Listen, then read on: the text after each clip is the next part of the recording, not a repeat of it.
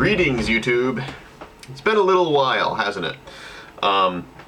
Today is January 15th, 2022, and I'm just about 48 hours shy of the 2-week mark since my January 3rd surgery, TFCC repair on the right wrist.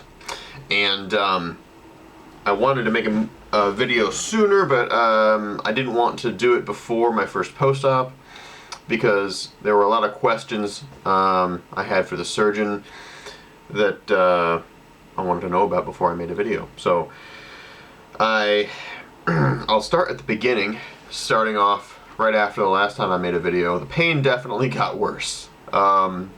This is probably the most painful surgery I've dealt with.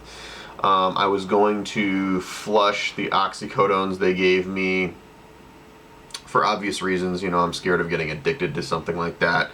But, you know, I think about 2 days in, the pain started getting really bad, especially as the nerve block wore off. And I started getting stabbing, shooting pains all the way up my arm. And so I indulged in the oxys for about a week and a half until I ran out of them. I've also been taking a lot of Tylenol, extra strength, about 3,000 milligrams per day, which is within the safety zone, apparently. Whenever I was, taking Tylenol when I was a kid, my mother would always be like, "Oh, don't ever take more than 1 or 2 of those." Well, I'm taking 6 of them a day now, which is a little bit scary, but I've been told that it's perfectly safe, in fact, safer than ibuprofen. So I've been rotating that out with oxycodone, taking it as directed. And I'd say about a first week and some change after the surgery, the pain definitely got better and better each day. As long as I regularly took the pain medications I was told to take, I didn't really get a whole lot of breakthrough pain, but if I went a little bit too long, then I would start getting like really bad throbbing in my arm. So I made quite a point to be very religious about taking the pain medications. So I finally got in on Thursday for my post-op, the first post-op out near Boston to meet with not the surgeon, unfortunately, but a PA, and they took the stitches out of my hand, which was sooner than I thought, but I guess 10 to 14 days is normal. There is one main incision right here, and then there are a couple smaller 2 incisions up top. And I will be including a picture of my hand before they remove the stitches in the thumbnail of this video. If it's not too big, I guess I could resize it. So at the post-op, I learned that, well, there were some questions that they couldn't really answer because this physician's assistant wasn't really present at my surgery, but they were able to clarify some stuff for me in that, in the discharge paperwork, it mentioned something like ligament repair, which I was a little bit concerned about because that wasn't part of our pre-op conversations with the surgeon. Turns out that's just sort of a misnomer, and they put that word in there to describe the repair done to my TFCC cartilage. Which is weird because as far as I know, cartilage isn't a ligament, but maybe it is. I don't know. I am far from anywhere close to the medical field. I wound up, well, try not to get ahead of myself here, but they took off, I had a plaster brace that they removed when they redressed they didn't redress it really, they just removed everything. And they kept me in my sling and had me walk to a totally different building to get this new brace made. And it's basically this plastic with holes in it, and it's got some Velcro attached to keep it tight and make for easy installation. And they said that I can take it off to wash my arm and stuff like that.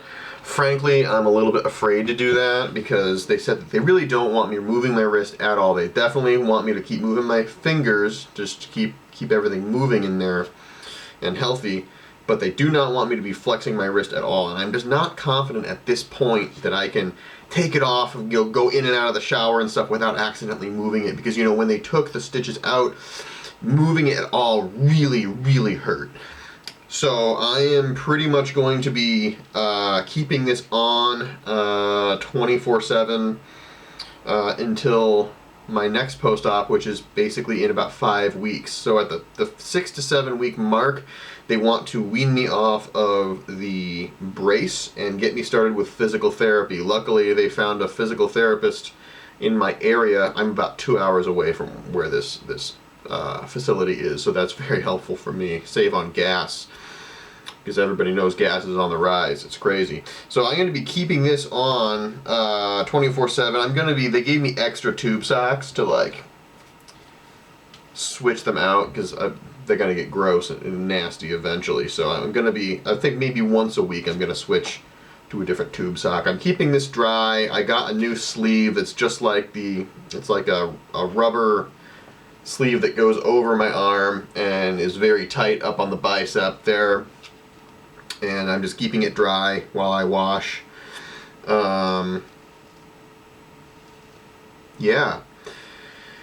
So at the post-op, I had a lot of questions about, to what extent was the damage. He apparently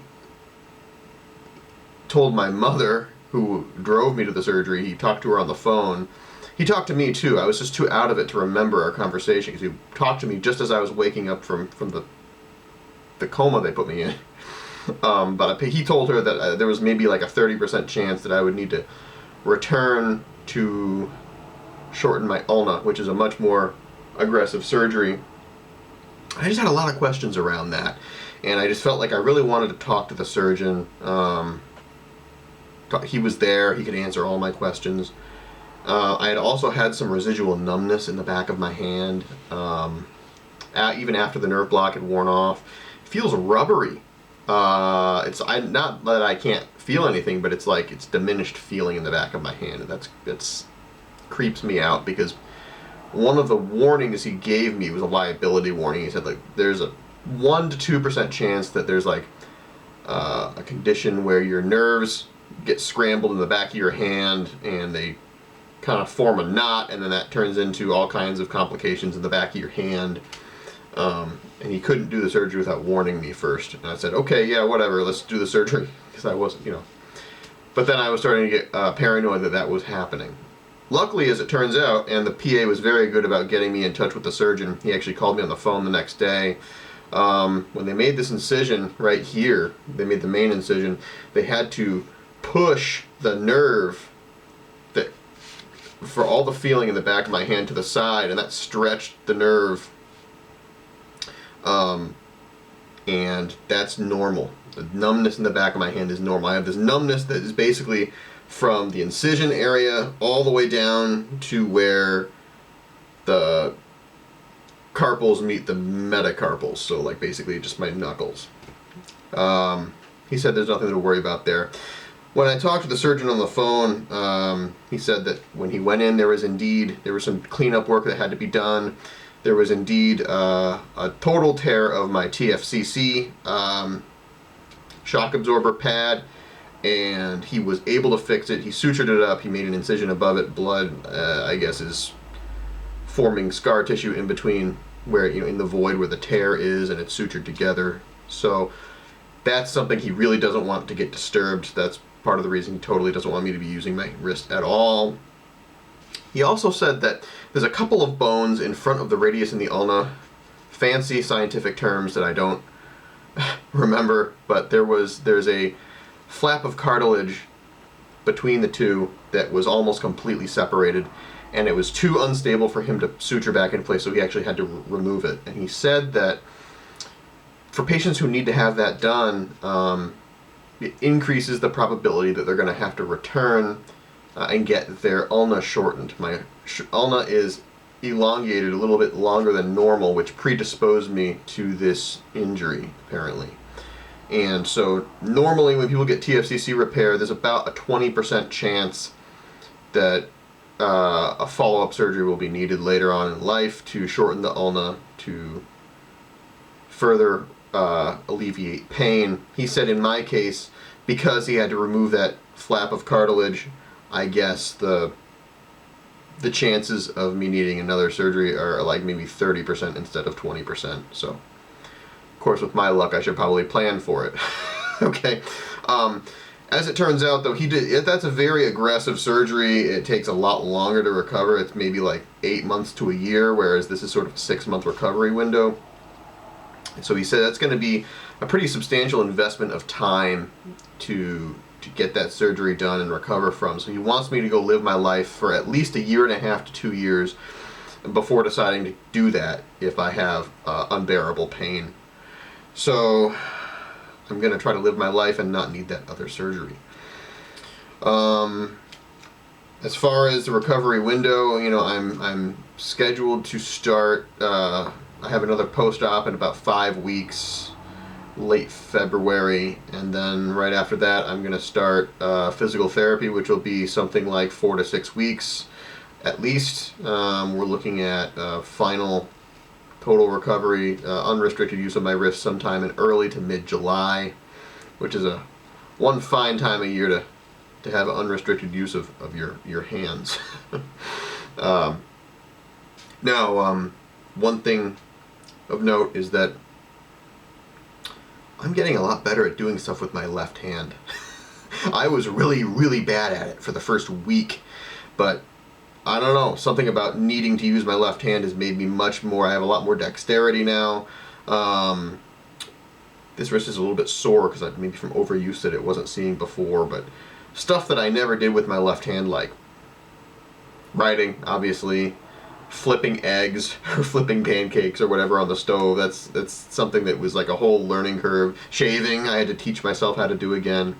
That was a little bit painful at first, but yeah. So that's interesting. I'm learning to be ambidextrous. Actually, when I was a little kid, I started out ambidextrous, but at school they made me write with my right hand because they said that it would make life easier on me. So ambidextrousness, I guess, runs in my family, but I'm really a right-handed person now. I'm getting better with my left. So that's pretty much all I have to. I'm really looking forward to being able to. I think I explained in my last video. I normally wear contact lenses, but I really only ever put them in with this hand, and so now I can't do it. Maybe I should start trying to do that with my left hand. I don't know.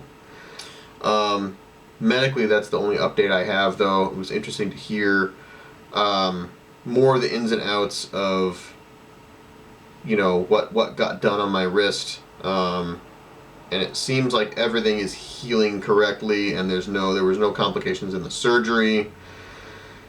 So we're just moving right along, and I suppose unless there's some sort of major development, you'll hear from me again in a few weeks. In the meantime, I am just trying to keep my head with this new brace. The only thing with this brace, though, is see, it's held together with this Velcro. Now these Velcro pads were coming off. The adhesive wasn't strong enough to keep them on the plastic, so I actually started using crazy glue to keep them on the brace. Now, throughout that process, because we have these little holes here in the plastic, I had some crazy glue fall through the holes, get through the tube socket onto my skin, and as it would turn out, crazy glue is what they call a skin irritant. Who knew? Okay. So that's just something that I had to do. Had to put this back together. That's unfortunate. I think a hospital should be able to put something together that doesn't fall apart in 2 days, but hey ho, right? So thanks a lot for watching, and hopefully all keeps going well, and by the next time I have an update, I'll be weaning myself out of this brace. Okay, take care and stay warm.